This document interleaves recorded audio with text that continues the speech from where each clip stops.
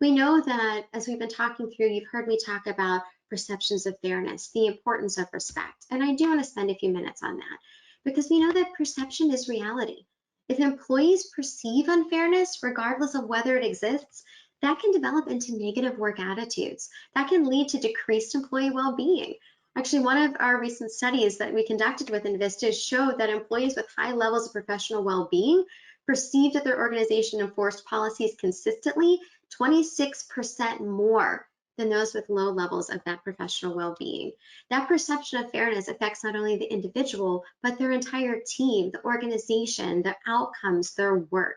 So we know that transparency is going to be a very key important piece. We know that from our research that client surveys revealed that employees that were experiencing poor perceptions of fairness, that was one of the biggest drivers of turnover. And we know that cost of turnover. We know the importance of retention.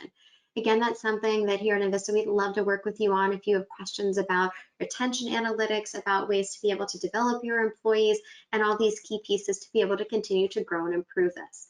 By being transparent and open about decisions, especially sometimes difficult ones or ones that are going to directly impact your employees, that communication behind that reasoning, that helps to foster that support, those feelings of respect, and also that engagement from your employees.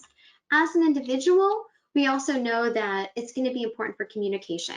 From an organization or an individual, I always say over communicate. Consider multiple sources. If you think you've over communicated, then it's probably just the right amount.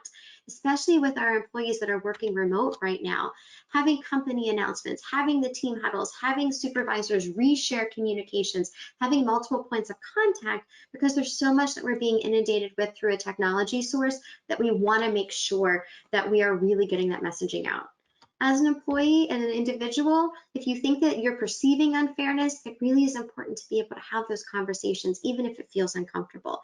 So here are some quick tips to be able to, as you get into this conversation, preparing for the conversation by clarifying what your goal is going to be, identifying your manager's goals, potential roadblocks, finding common ground, even setting the conversation up for success by planning the logistics, knowing in advance that you want to have it, having that private place to have that conversation, considering what time of day would work best.